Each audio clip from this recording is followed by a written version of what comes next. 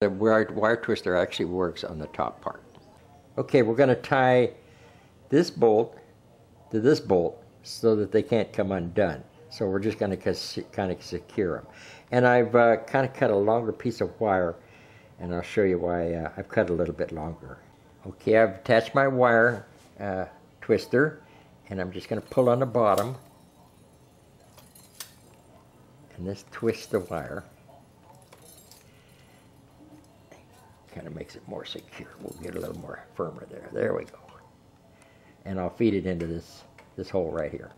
Okay, this is what we've done up to this point. I've twisted it here, I fed it back through here, and I twisted it again on the back side. And we'll cut this wire off and then kind of fold it up so that nobody catches their fingers on it. And this is what I mean by folding it up. So you kind of take a pair of needle nose or something and you just push it up there so it doesn't get caught on anything. Now we have the next one to do, and then this should be the end of the gearbox. Okay, and that completes the gearbox. It's all secured. Change the oil. And our next quest here is the propeller. I'm going to take the propeller off because there was some nicks in the end of it. I'm going to repair that. I'll show you how. And then we'll put the propeller, we'll balance it and then put it back on again.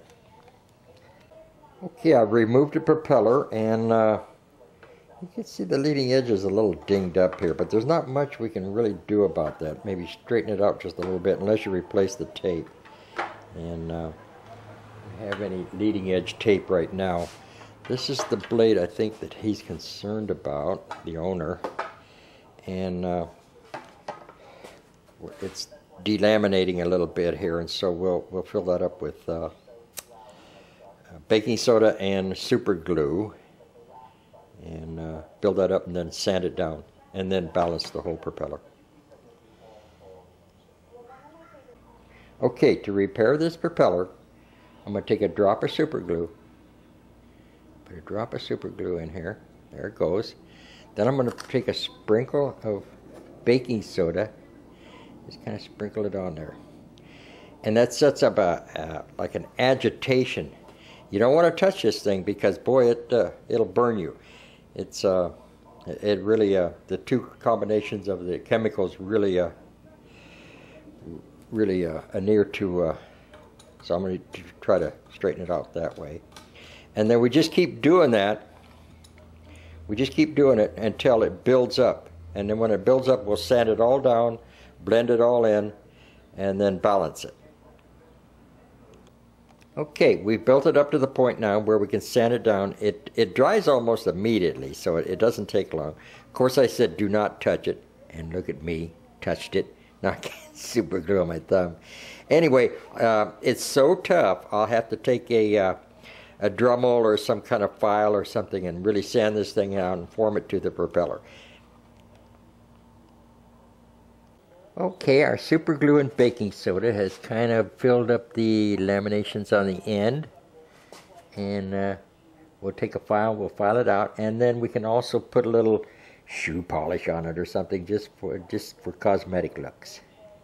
Okay, we've kind of blended it in here, and the main thing we wanted was to make sure that we got the end really good, so that it wasn't going back in lamination.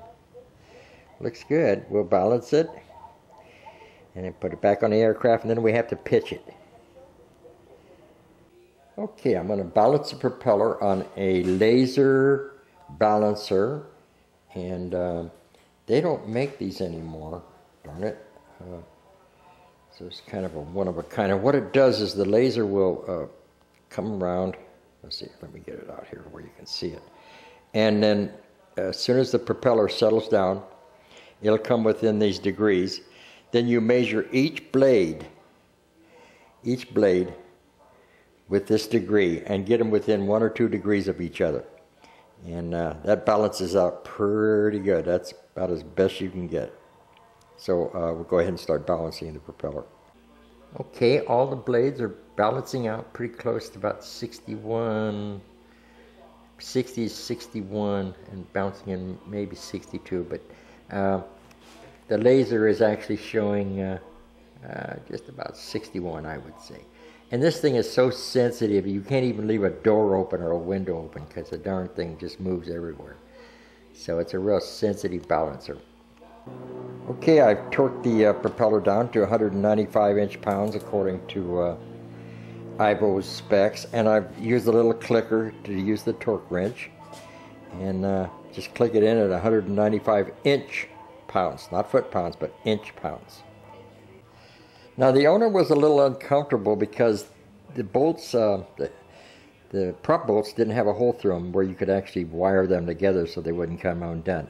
So what I'm going to do is I'm going to put nuts behind each one. These are lock nuts and a washer, and I'll put it behind each bolt back here so that it'll kind of lock the propeller in it and the bolts can't come out. Okay, and I've installed lock nuts in the back of the prop bolts on the propeller, and this really locks the whole system in, so the owner should feel a little more secure in the propeller not coming off.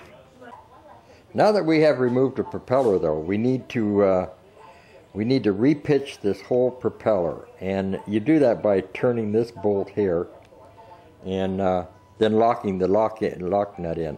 And we pitch it to for the RPMs of the engine. So we want to pitch this thing at about 6,200 or so. And I can't do that in my garage, so I'm going to have to take it up in a field and do that. So this will be the last thing that we do on this machine, on this powered parachute. Okay, part of the propeller checking, or actually checklist, is the tracking. And propeller tracking on an Ivo is done as the propeller is spinning. In the cage here, you can see it if one blade's off on another. And in Ivo, you can actually bend the blade. You can bend the blade in and out so that it gets in the track of all three. So that's a way of kind of checking the tracking and actually fixing that tracking so that they're in sequence of each other. Okay, part of our inspection also is just checking all the radiator hoses, and you kind of smash them. You want to look for any cracks as you bend it out. Look up and see if there's any cracks in the hoses. Go through all the hoses here and make sure all the hoses, even this one, and check all the hoses and all the connections, lines coming in, lines going out, and look for cracks of any kind, like let's say weathered cracks on rubber. Okay, another check on our checklist is to remove this exhaust manifold, and we're going to shine a light up and we're going to look at the pistons and the cylinders, and we can actually see if there's scratches or scores, and you can see if it's got any kind of real deep scratches in it that would kind of make it like a cold seizures or anything. You can kind of see that as an inspection tool. Okay, after removal of the exhaust manifold, we retorque it back to with the torque wrench again at 192 inch-pounds, and reuse the same gaskets, only we put a black silicone around the gasket, but we can reuse the same gaskets as that. We're now going to move but we're going to go to the carburetors, and I'm going to remove the carburetors and clean the filters. We've got to check the boot here, carburetor boots, and we're also going to replace all the fuel lines. Okay, removing the air filter from the carburetors, and as you can see just in my hand that this little air filter really needs a good cleaning. So we'll clean it, and I'll show you how we do that with the K&M cleaner kit. Okay, we're going to take this air filter cleaner from K&M, and we're just going to spray liberally. I'm going to give it a good dose of cleaning the entire portion of this filter. And then we let it set for a little while, and then we wash it with hot water. Okay, I want to remove the carburetor from the carburetor boot, and the reason for that is I really want to inspect this boot. So I'll take it off, and we'll put a little dielectric grease on it also, so it won't get weatherized. We're looking for any kind of cracking in this area right in here.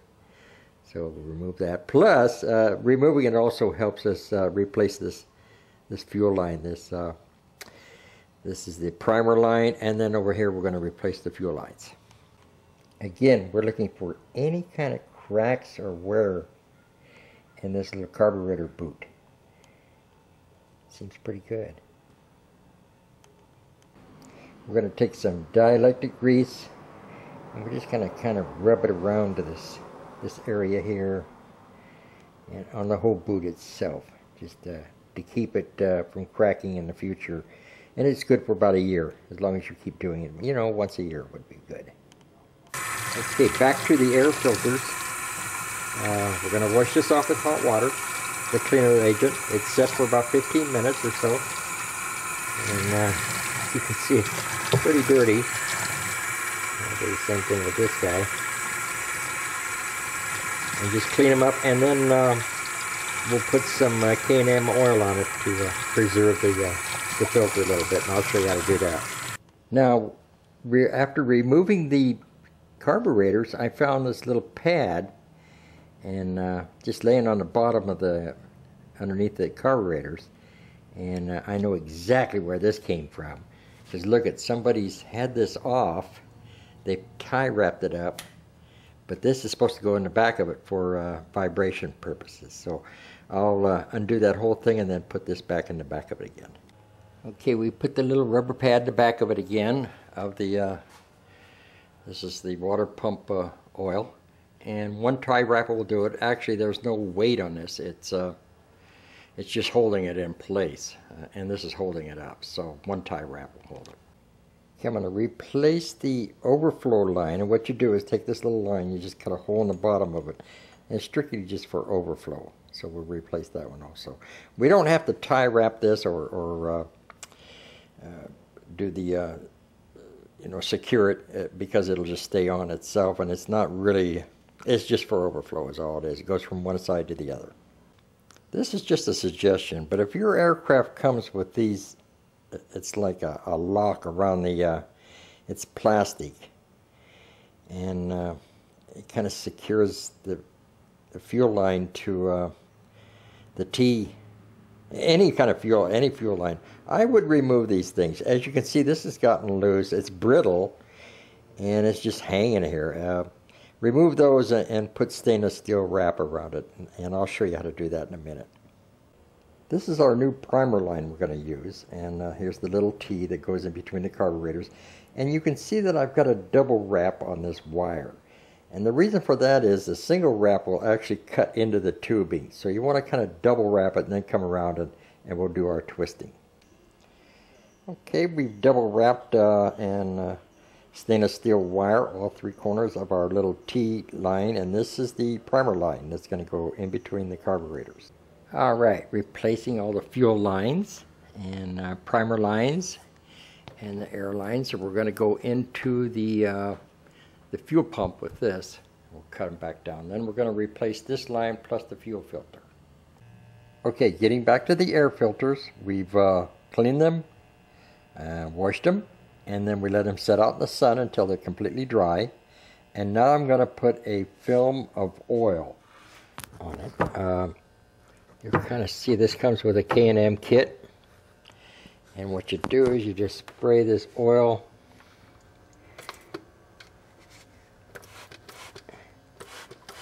all over it, a red, and it kind of serves as a preservative for the filter. Okay, this is what our filter looks like after we've sprayed it with the oil. It's kind of reddish. Also, most of these filters have this has a little small hole, as you can see, and we're going to attach that to the carburetor with stainless steel wire, just to have another attachment point that this doesn't come off in mid-flight. Okay, so the filters are attached. You can see I have stainless steel wire on it. We've come out from the carburetors into the fuel pump, and out of the fuel pump, we haven't quite gone all the way down to the fuel tank yet. I'm going to jump up here to the